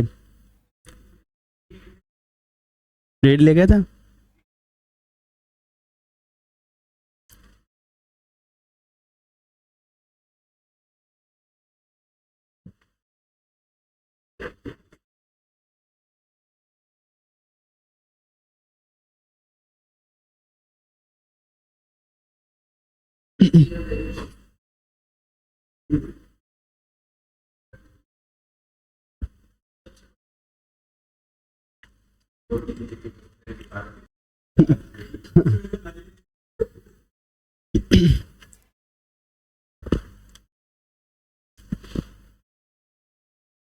चलो इसको बनाओ फिर, नेक्स्ट ये और बच रहा है अभी।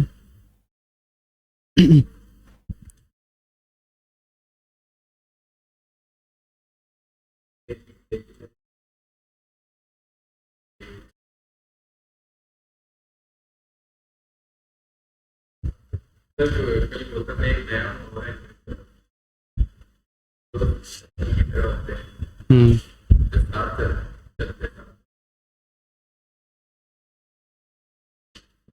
ये क्या बात हुई?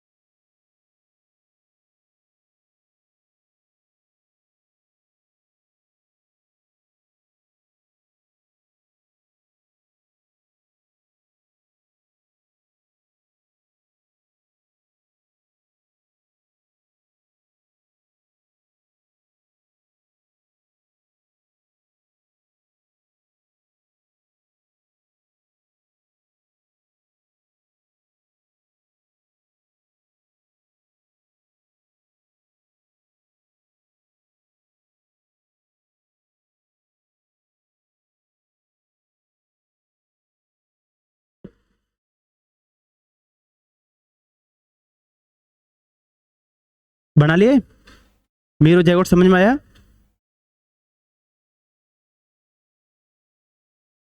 हम्म, चलो अब क्या करते हैं हम, ये तो इसका बेसिक्स था है ना। इसमें ही हम एक बार जीन और अलील और समझ लेते हैं। जीन क्या होती है, अलील क्या होती है।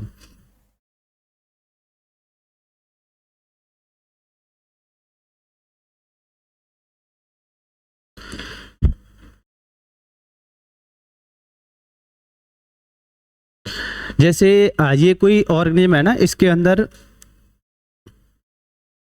पहले इसको टाइम उसके बड़ा कर लेंगे बाद में ना।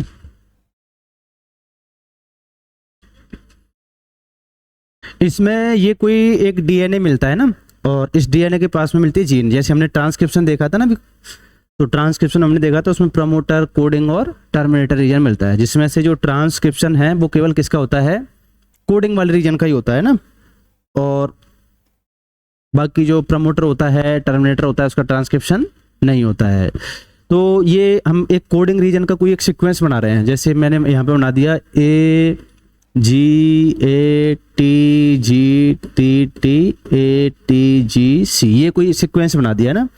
फिर आगे जाके इसका ट्रांसक्रिप्शन हुआ होगा, तो ट्रांसक्रिप्शन में एक आरएनए बनेगा, और जो आरएनए बनेगा उसमें ए जी ए यू सी, फिर क्या आएगा, बस टी की जगह पे यूरेसिल कर देना है आपको, है ना, एमआरएनए में। तो यू यू, अरे अच्छा बुक लिख दिया हमने, ए जी ए यू जी, फिर you U A U G सी। अब इसमें आप बताओगे मेरे को टेम्पलेट स्टैंड कौन सा है, ऊपर वाला या नीचे वाला? नीचे वाला टेम्पलेट हुआ होगा ना। ऊपर वाला जो है इसके जैसा ही आरएनए बनेगा, बस थाइमिन की जगह पे क्या आ जाएगा, उसमें यूरेसिल आ जाएगा बस। तो ये तो हो गया एक एमआरएनए। और जो म्यूटेशन होता है वो डीएनए में होता है या आरएनए में होता है? म्यूटेशन, म्यूटेशन तो डीएनए में होता है ना। अब आप क्या करोगे, इसका आगे जाके ट्रांसलेशन करोगे, तो ट्रांसलेशन से एक प्रोटीन बनेगी, और ये कोई प्रोटीन बनी, हाँ बताइए, जैसे ए जी ए है, ये कोई कोडन होगा एक, ऐसे यू जी यू एक कोडन होगा, ऐसे ही यू ए यू, ये सब क्या है, कोडन है। तो ये एक प्रोटीन बनी, और ओवरऑल अपनी बॉडी में जो भी फिनोटाइप है वो सब प्रोटीन की वजह से ही है। जैसे किसी भी एरिया में कलर का डेवलपमेंट होना, जैसे आई का कलर बना, तो पहले इसके लिए जीन होगी एक, उसका ट्रांसक्रिप्शन होता है, ट्रांसलेशन होता है, फिर प्रोटीन बनती है, फिर वो प्रोटीन कलर बना के जाएगी। तो ओवरऑल सब कुछ किससे डिसाइड हो रहा है, प्रोटीन की वजह से डिसाइड हो रहा है। और वो प्रोटीन किससे बन के आ रही है, जीन से बन के आ रही है, जीन से एमआरएनए, एमआरएनए से प्रोटीन बनती है। ये एक सीक्वेंस फॉलो होता है ना इसमें। तो ये जो प्रोटीन बनी है, अब ये हो सकता है किसी एंजाइम की तरह काम करे, या एक स्ट्रक्चरल प्रोटीन की तरह काम करे, तो किसी भी तरह काम करे, लास्ट में जो फिनोटाइप डिसाइड होगा वो किसकी वजह से होगा, वो एक प्रोटीन की वजह से डिसाइड होगा। तो अब सपोज करते हैं कि इस प्रोटीन का काम क्या था, ये अपनी आई को कलर प्रोवाइड करा के जा रही थी। तो इसने क्या बनाया, आई का कलर बनाया। अब क्या हुआ, टाइम के साथ में इस डीएनए के पार्ट में, मतलब ये सारे ऑर्गेनिज्म में ये ही डीएनए मिलता था, और एक आई का कलर बनता था। अभी मैंने नहीं बताया कौन सा कलर बनता था, लेकिन क्या बनता था, इससे आई का कलर बनता था। अब क्या हुआ,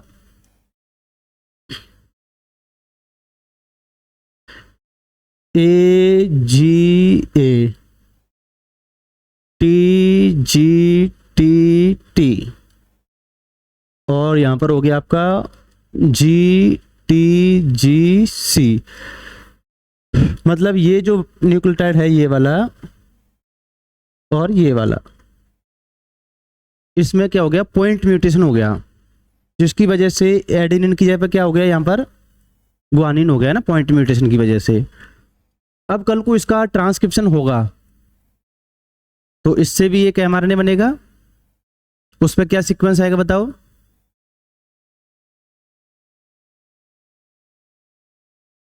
ये यू करना है ना इसकी जगह पे, A G A U G U U G U G सी।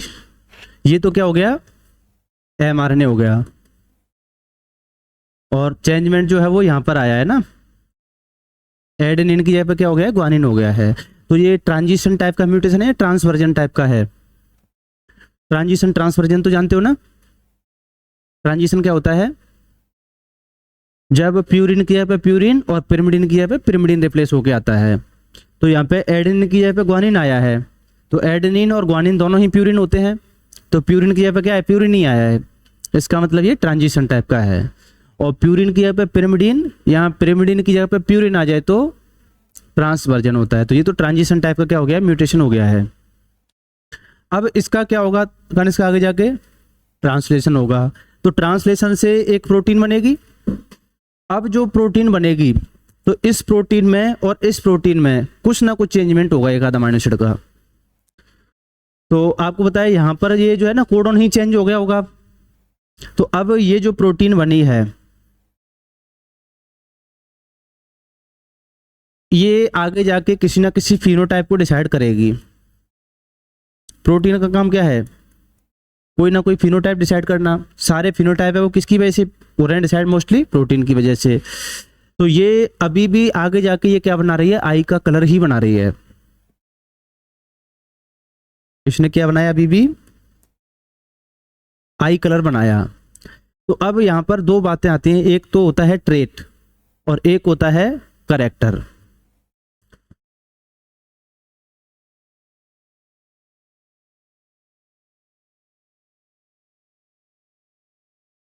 हाँ,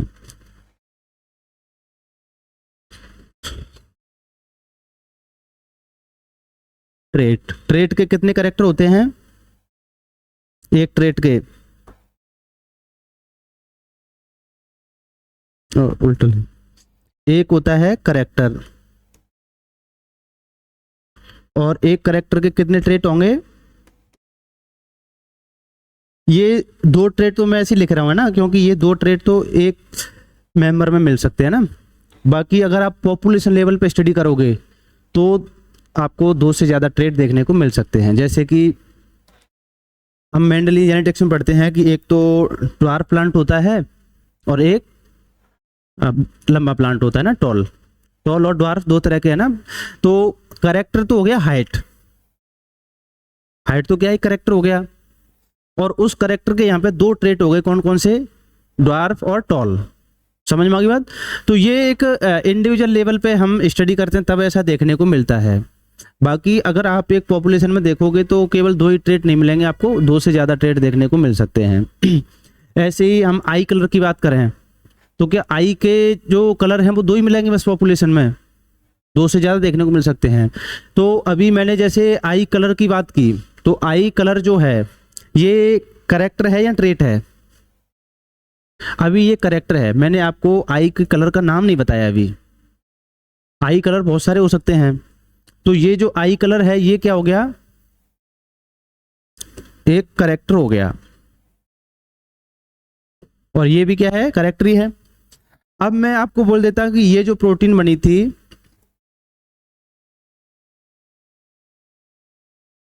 इसने कैसा कलर बनाया था, आई का ब्लैक कलर बनाया था। तो अब मैं आपको बोल सकता था कि ये क्या हो गया, ये एक ट्रेट हो गया है ना आई के कलर का। अभी ये जो प्रोटीन थी इसने भी क्या बनाया, आई कलर बनाया। तो ये बताओ क्या करेक्टर चेंज हुआ है, अभी करेक्टर चेंज नहीं हुआ है, अभी भी क्या बना के जा रही है, वो आई कलर ही बना के जा रही है। तो करेक्टर अभी भी सेम है, लेकिन इस बार इसने क्या बना दिया, ऐश्वर्या राय बना दी इस बार इसने। इस बार कैसी आइज बन गई, इससे ब्लू आइज बन गई है। करेक्टर तो अभी भी सेम है, लेकिन इस बार ट्रेट क्या हो गया, चेंज हो गया। समझ में आ गई बात। तो अभी हमने इसको जैसे ये देखा था, एक डीएनए था, एक जीन थी, उसका ट्रांसक्रिप्शन ट्रांसलेशन हुआ, एक प्रोटीन बनी, उसने एक फिनोटाइप डिसाइड किया, मतलब कुल मिला के उसने एक करेक्टर को डिसाइड किया होगा। और जब तक मैं बोलता हूँ कि कोई डीएनए का पार्ट है वो एक करेक्टर को डिसाइड करके जा रहा है, तब तक उस डीएनए के पार्ट का नाम होगा जीन। और मैं बोलता हूँ कि ये जो डीएनए का पार्ट है एक ट्रेट को डिसाइड करके जा रहा है, तो उसी का नाम क्या हो जाएगा, एलील।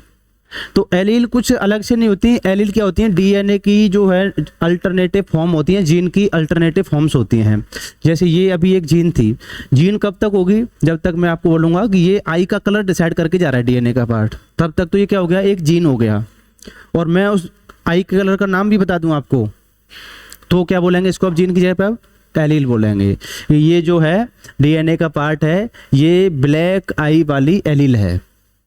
और अगर मैं बोलता हूं आई कलर, तो हम इसको बोलते हैं कि ये आई कलर वाली जीन है। समझ में आ गई बात। तो आई कलर के लिए तो क्या होगी, ये जीन, और ब्लैक आई के लिए क्या होगी, ये एलील। समझ में आ गई बात। तो जब तक हम किसी करेक्टर की बात करेंगे तब तक तो उसका नाम क्या रहेगा, जीन रहेगा। और जब हम उस करेक्टर का ट्रेट भी बता देंगे तो उसका नाम क्या हो जाएगा, एलील हो जाएगा। तो इसमें और इसमें कोई बहुत ज़्यादा डिफरेंस नहीं है, कोई 2-4 न्यूक्लियोटाइड का डिफरेंस होगा, बाकी सब कुछ क्या होगा, सेम होगा। और उसकी वजह से करेक्टर तो अभी भी सेम रहता है, अभी भी इस प्रोटीन का काम भी क्या है, आई कलर बनाने का ही है। लेकिन इस बार आई कलर क्या हो गया, चेंज हो गया। करेक्टर सेम है लेकिन अभी भी ट्रेट, करेक्टर सेम है, ट्रेट क्या हो गया, चेंज हो गया। तो अब इसका नाम जीन से क्या हो जाएगा, एलील हो जाएगा। तो ये अपनी, मान लो मैंने इसको नाम लिख दिया एलील A1, तो ये क्या हो जाएगी, एलील A2। वो तो अपने ऊपर है, हम इसको एक को कैपिटल ए से लिखते हैं तो दूसरे को स्मॉल ए से लिखते हैं, अपन किसी से भी रिप्रेजेंट कर सकते हैं। तो एलील की डेफिनेशन समझ में आई, क्या होता है, एलील होती है डिफरेंट या alternative form of A gene. तो एक जीन की कितनी एलील होती हैं, एक जीन की अगर आप एक इंडिविजुअल लेवल पे स्टडी करोगे एक ऑर्गेनिज्म की, तब तो आपको 2 ही मिल सकती हैं। लेकिन अगर आप एक पॉपुलेशन लेवल पे स्टडी करोगे तो आपको बहुत सारी एलील देखने को मिल सकती हैं। समझ में आ गई बात। क्या एक ऑर्गेनिज्म में एक से ज़्यादा टाइप की एलील पॉसिबल है, 2 से ज़्यादा टाइप की हो सकती है ना। अगर किसी का प्लॉइडी लेवल डिप्लॉइड से ज़्यादा हो, जैसे गेहूँ है, तो गेहूँ में एक ही जीन कितनी बार मिलती है, 6 बार मिल रही है, और वो 6 के 6 अलग अलग हों तो 6 एलील मिल सकती हैं। तो ये ऑर्गेनिज्म के प्लॉइडी लेवल पर डिपेंड करेगा। लेकिन हम जो स्टडी करते हैं मॉडल ऑर्गेनिज्म बहुत सारे जितने भी, वो मोस्टली कैसे होते हैं, डिप्लॉइड होते हैं। तो डिप्लॉइड के केस में एक जीन की कितनी एलील मिल सकती है, एक ऑर्गेनिज्म में 2 एलील ही मिल सकती हैं। तो अब होता क्या है कि जब भी जैसे मल्टीपल एलीलिज्म का एग्जाम्पल आता है तो हमारे दिमाग में सीधा आता है ब्लड ग्रुप। ब्लड ग्रुप है ना, किसका एग्जाम्पल है, मल्टीपल एलिज्म का है। तो ऐसा नहीं है कि ब्लड ग्रुप ही मल्टीपल एलिज्म का एग्जाम्पल है। मोस्टली जिन बहुत सारी मल्टीपल एलिज्म शो करती हैं, लेकिन वो 12th क्लास में जो हम पढ़ते हैं बचपन में, वो हमारे दिमाग में क्या हो जाता है, सेट हो जाता है। तो हमें ऐसा लगता है कि यही बस मल्टीपल एलिज्म है ना। तो मोस्टली जिन कैसी होती हैं, मल्टीपल एलिज्म ही शो करती हैं। अगर पॉपुलेशन लेवल पे आप स्टडी करोगे तो आपको बहुत सारी जिन कैसी मिलेंगी, मल्टीपल एलिज्म की फॉर्म में मिलेंगी। अब इसको एलील मानने के लिए इन्होंने एक शर्त लगा दी है इसमें। अब ऐसा नहीं किसी एक ऑर्गेनिज्म में ये म्यूटेशन हो जाएगा तो हम उसको एलील बोल देंगे। मतलब ये चेंजमेंट कम से कम उस पॉपुलेशन के 1% मेंबर में मिलना चाहिए। समझ में आ गई बात। जैसे 1 करोड़ लोग रहते हैं किसी पॉपुलेशन में, तो 1 करोड़ में से अगर 1000 लोगों में ये चेंजमेंट हो गया तो हम उसको भी एलील नाम नहीं देंगे।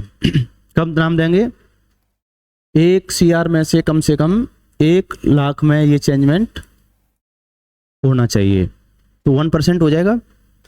तो 1% लोगों में अगर ये फॉर्म मिलती है इसकी, तो हम इसको एक नई एलील नाम दे सकते हैं। तो अभी 1 या 2 में चेंजमेंट हुआ है तो हम उसको नई एलील नाम नहीं देंगे। समझ में आ गई बात। तो एलील लिखो आप। फिर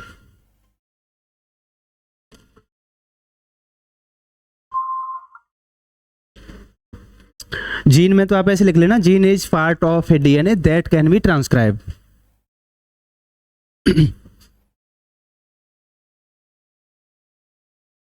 gene is a part of DNA that can be transcribe. तो जीन डीएनए का वह पार्ट है जिसका ट्रांसक्रिप्शन हो सकता है।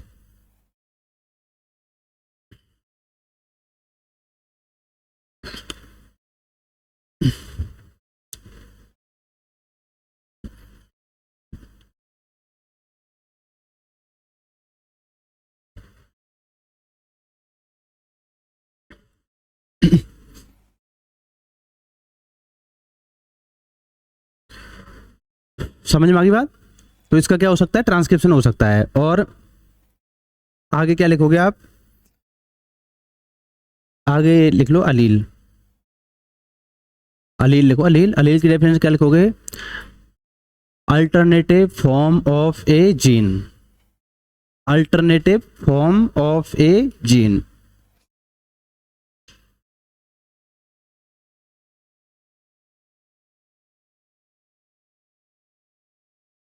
Alternative form of A gene. अब इसमें आप लिखोगे gene decide character, gene decides character, gene decides character while allele decides trait, allele decides trait while allele decide trait। तो जैसे अब मैं आपके सामने लिख लिया आपने डेफिनेशन, ये तो छाप लिया होगा ना। और मेरे हिसाब से अलील समझ में आ गई होगी आपको ना, क्या होती है अलील, मतलब कोई जीन ही होती है, उसी का नाम क्या हो जाता है, एलील हो जाता है। तो अब जैसे मैं एक तरफ लिखता हूं करेक्टर और एक तरफ लिखता हूं ट्रेट। जैसे मैंने बोला आपसे हाइट, हाइट क्या है बताओ, करेक्टर है, तो जैसे हाइट आ गई। और इधर लिखूंगा मैं जैसे टॉल या ड्वार्फ, ये क्या हो गए, इसके ट्रेट हो गए। मैंने लिख दिया कलर, क्या होगा ये बताओ, करेक्टर। अब मैंने लिख दिया यहां पर ब्लैक, ब्लू, ब्राउन और वाइट, और भी कोई कलर का नाम आपको याद हो, ये क्या हो जाएगा, ट्रेट हो जाएगा, है ना। और हम क्या लिख सकते हैं,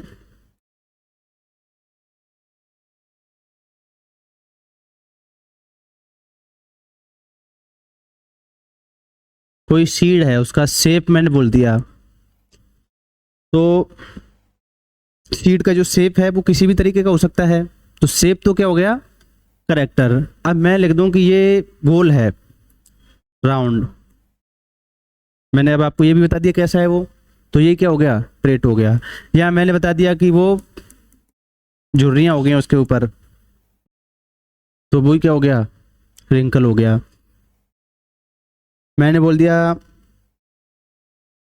जैसे फली होती है ना, फली, तो फली का शेप कैसा है, फली का शेप बोला मैंने, इसका मतलब वो करेक्टर है। अब फली का शेप कैसा हो सकता है, एक तो फूली हुई हो सकती है और एक पिचकी हुई हो सकती है ना, एक तो इन्फ्लेटेड होती है, दूसरी कॉन्स्टेंट होती है ना, तो दो तरीके की हो सकती है। तो आप दोनों में डिफरेंस समझ सकते हो। तो अगर मैं आपसे बोलूँगा कि किसी फ्रूट का जो है कलर डिसाइड किया जा रहा है, इसका मतलब वो जीन के द्वारा डिसाइड किया जा रहा है। और मैंने बोल दिया कि किसी फ्रूट का जो है ब्राउन कलर है, इसका मतलब वो एलील के द्वारा डिसाइड किया जा रहा है। तो ये डिफरेंस होता है किसमें, जीन में और एलील में। तो जिस दिन हमें किसी करेक्टर का ट्रेट पता लग जाता है, उस दिन जीन का नाम ही क्या हो जाता है, एलील हो जाता है। कोई दिक्कत इसमें? तो ये तो अपनी बेसिक बातें हो गई है ना। अब जैसे आपको पता होगा कि एक डोमिनेंट एलील होती है और एक रिसेसिव एलील होती है ना, जब एलील की बात आ गई है तो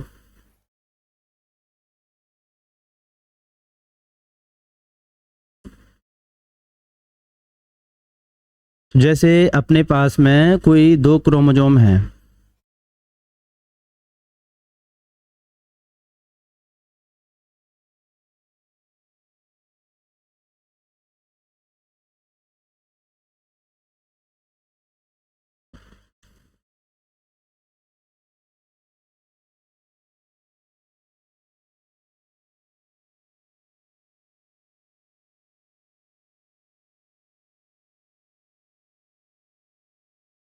इसको हम वाइल्ड भी बोलते हैं ना, डोमिनेंट को। वाइल्ड का मतलब होता है जो नंबर में उस पॉपुलेशन में ज़्यादा मिलती है, उसको हम क्या बोलते हैं, वाइल्ड बोलते हैं। वैसे वाइल्ड का मतलब जंगली भी होता है ना, लेकिन यहाँ वाइल्ड का मतलब क्या होता है, जंगली वो नहीं होता है, जंगल में रहता है जंगली हाँ इंसानों के बीच में भी हो सकता है ना, कोई ऐसा कोई जरूरी नहीं है। तो जैसे ये फर्स्ट नंबर का क्रोमोसोम है, ये भी फर्स्ट नंबर का क्रोमोसोम है। वाइल्ड का मतलब क्या होगा, जो उस पॉपुलेशन में नंबर में ज़्यादा मिले उसको हम वाइल्ड बोलते हैं। और बाकी कोई भी अलील बनने के लिए कम से कम 1% लोगों में वो मिलनी ही चाहिए ना वो अलील, तब हम उसको अलील बोलेंगे, नहीं तो उसको अलील नहीं बोलेंगे। तो जैसे जो नॉर्मली वाइल्ड डोमिनेंट होती है उसको हम कैपिटल लेटर से लिखते हैं, लेकिन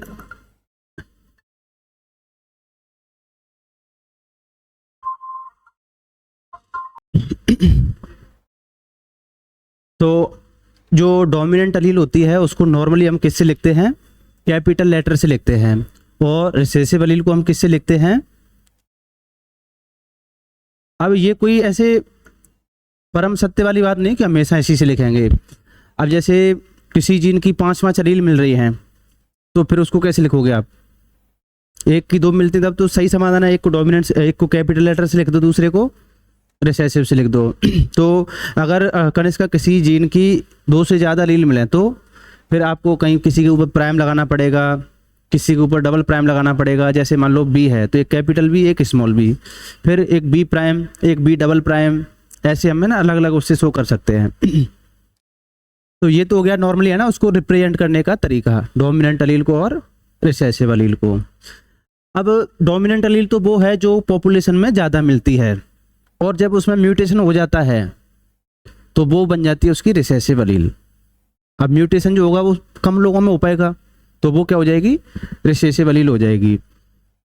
और वैसे डोमिनेंट और रिसेसिव अलील को हम पहचानते कैसे हैं कि इनमें से कौन सी डोमिनेंट और कौन सी रिसेसिव है। तो उसको पहचानने का तरीका है, अभी आगे जब है ना मोनो हाइब्रिड क्रॉस पढ़ेंगे तब पता लगेगा। जैसे 2 पेरेंट्स लेते हैं ना P1 और P2, मतलब एक तो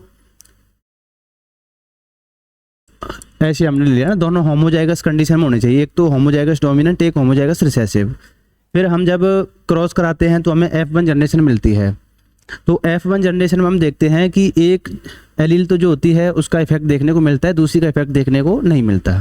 तो F1 जनरेशन में जिस अलील का इफेक्ट देखने को मिलेगा वो तो होती है डोमिनेंट अलील, और जिसका इफेक्ट देखने को नहीं मिलेगा वो हो जाती है रिसेसिव अलील। तो ये तो पहचानने का तरीका हो गया। तो डोमिनेंट अलील उस पॉपुलेशन में ज़्यादा मिलेगी ना नंबर में, नॉर्मली ना ये है। वैसे डोमिनेंट की जगह पे उसको हम वाइल्ड बोलते हैं ना उस टाइम पे, वाइल्ड का मतलब जो पॉपुलेशन में ज़्यादा मिले। और नॉर्मली डोमिनेंट को हम क्या बोल देते हैं, वाइल्ड बोल देते हैं। कभी कभी किसी कंडीशन में आपको जो रिसेसिव अलील है वो भी वाइल्ड देखने को मिल सकती है, मतलब जो म्यूटेंट वाला करैक्टर है वो उस पॉपुलेशन में ज़्यादा देखने को मिल सकता है। बाकी ये पॉपुलेशन पे और जोग्राफी दोनों पे डिपेंड करता है। जैसे कि अभी हम बोलें जैसे ब्लू आइज है, तो ब्लू आई जो है वो डोमिनेंट है या रिसेसिव है।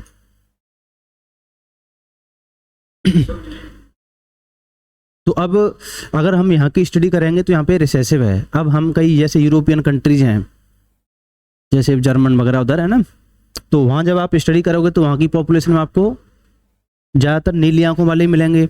तो उस पॉपुलेशन में जो ब्लू आइज है वो क्या हो जाएगी, वाइल्ड या डोमिनेंट हो जाएगी, है ना। तो ये ज्योग्राफी पे भी डिपेंड करती है।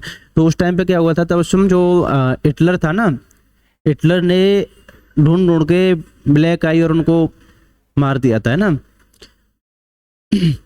मतलब डार्विन के सर्वाइवल ऑफ द फिटेस्ट से इतना ज़्यादा प्रभावित था हिटलर, हाँ, उतनी जनसंख्या उसने ख़त्म कर दिया ना।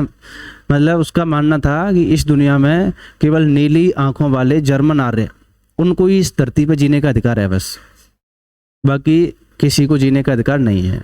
वो ही इस धरती पे फिट है ना, रेड लायक है। बाकी सब है ना हाइब्रिड कॉम है, मतलब जितनी भी है ना, मतलब उनको ही वो प्योर मानता था, ये प्योर कॉम है।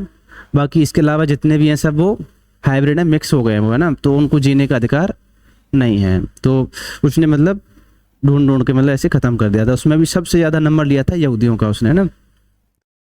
तो ये जो वाइल्ड वर्ड है ये ज्योग्राफी के हिसाब से बदल भी सकता है। जैसे नीली आंखें यहाँ के लिए क्या हो सकती हैं, रिसेसिव, तो किसी दूसरे एरिया के लिए क्या हो सकता है, वो डोमिनेंट या वाइल्ड कैरेक्टर हो सकता है।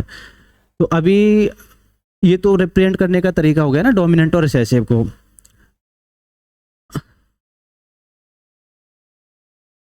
इस क्रोमोसोम को भी बड़ा कर लें थोड़ा सा।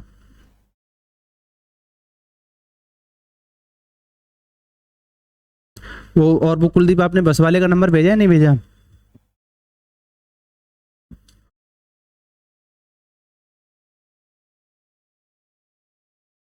उस पर भेज देना है ना। हाँ आप चले जाओ।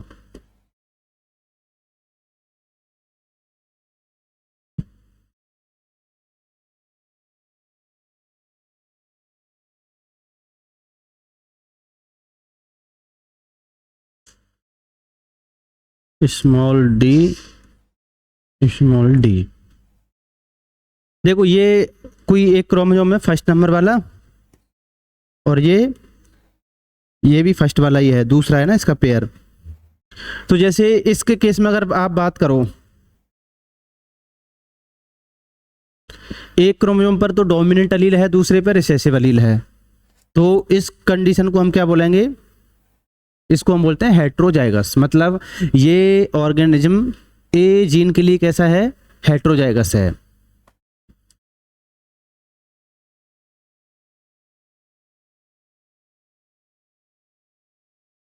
अब देखते हैं बी जीन के लिए।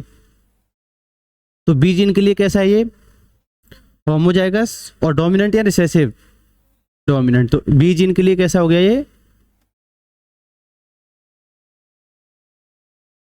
Homozygous dominant. और डी जीन के लिए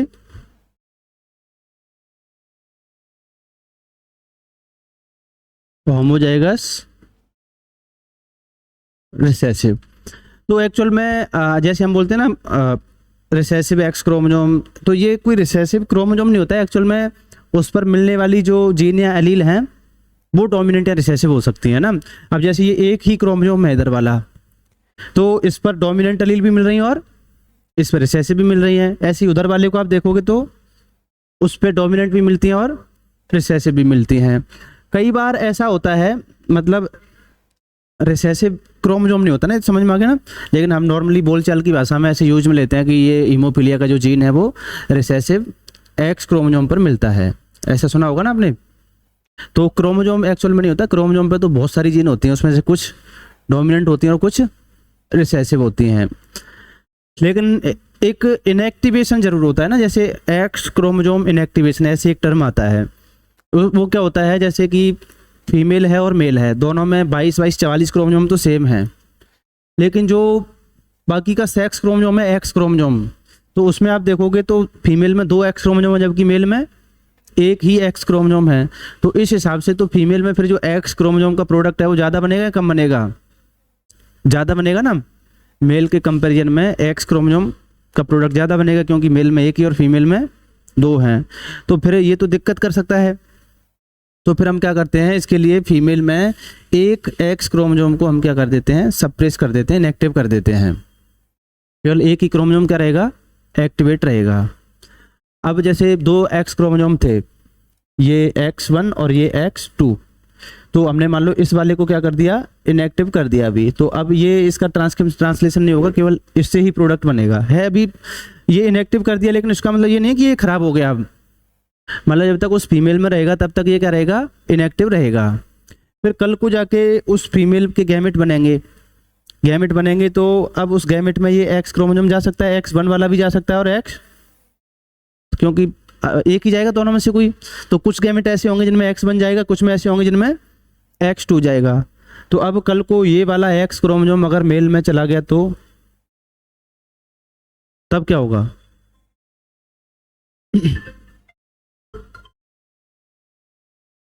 इसको तो आप बना लो अभी। आज तो क्या है, थोड़ा पढ़ाने का ऐसे मूड हो नहीं रहा था, मतलब वो जगने का ही वो नहीं हो रहा था मन। सुबह 10:30 बजे, फिर उसके बाद मैं खाना खा के फिर सो गया। फिर अभी क्लास से 3 बजे तो जगा ही हूँ।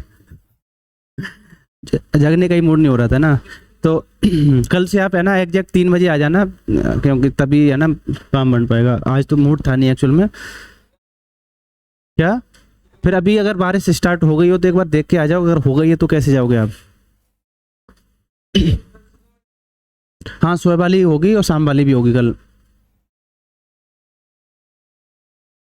तो अच्छा, ये मैंने मिटा दिया। ये चल रही थी ना चर्चा कि जैसे इनएक्टिव वाला जो एक्स क्रोमोजोम है, फीमेल में समझ में आ गया ना, 2 एक्स रहते हैं भले ही, लेकिन एक एक्स जो होता है वो इनएक्टिव फॉर्म में रहता है, जिसको हम बोल देते हैं एक्स क्रोमोजोम इनएक्टिवेशन। एक प्रोसेस है पूरी, उसके थ्रू एक क्रोमोजोम क्या हो जाता है, इनएक्टिव हो जाता है। तो अब ये इनएक्टिव वाला अगर कल को मेल में पहुंच गया तो क्या होगा, उसका तो बेड़ा गर्क हो जाएगा। उसमें तो ले दे के वो एक ही एक्स क्रोमोजोम होता है। क्या सीन है बाहर का? अभी नहीं हुई।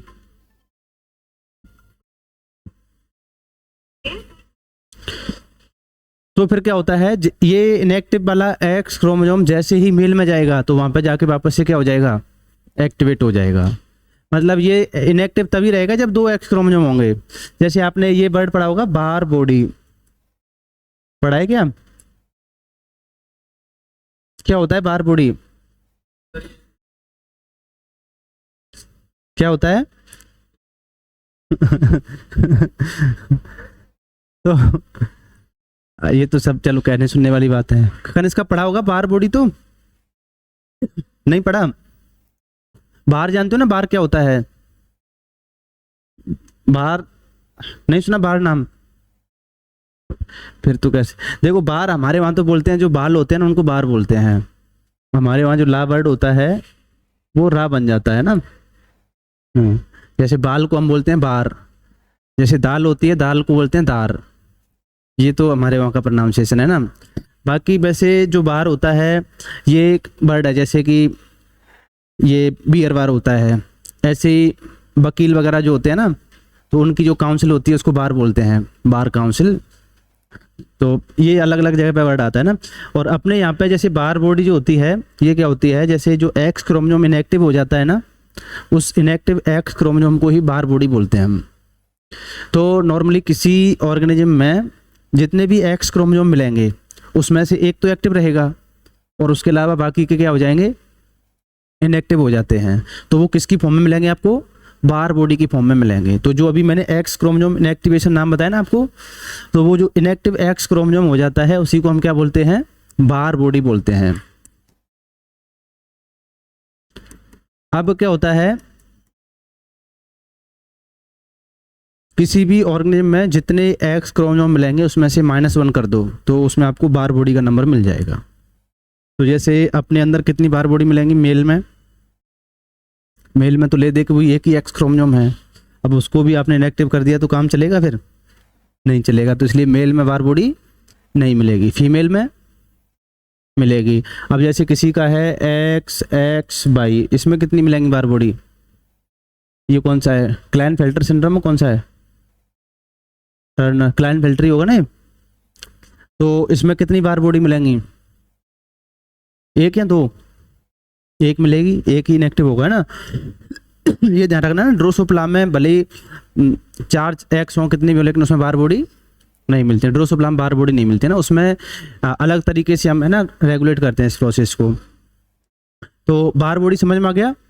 जितने भी एक्स क्रोमोसोम -1 कर दो तो आपको क्या मिल जाएगा, बार बॉडी का नंबर मिल जाएगा, नंबर ऑफ एक्स क्रोमोसोम -1। एक वर्ड आता है लिंकेज ग्रुप।